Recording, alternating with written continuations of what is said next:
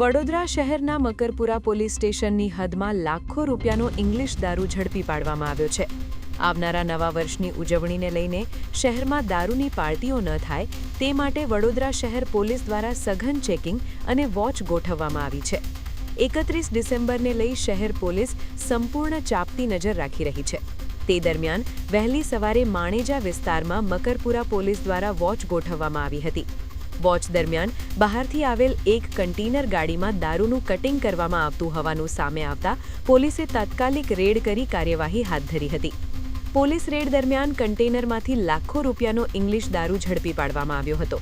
સાથે સાથે દારૂ ભરેલી ગાડી સહિત અન્ય વાહનો પણ કબજે કરવામાં આવ્યા છે. આ ઘટનાને પગલે વડોદરા શહેરના બૂટલેગરોમાં ફફડાટનો માહોલ સર્જાયો છે.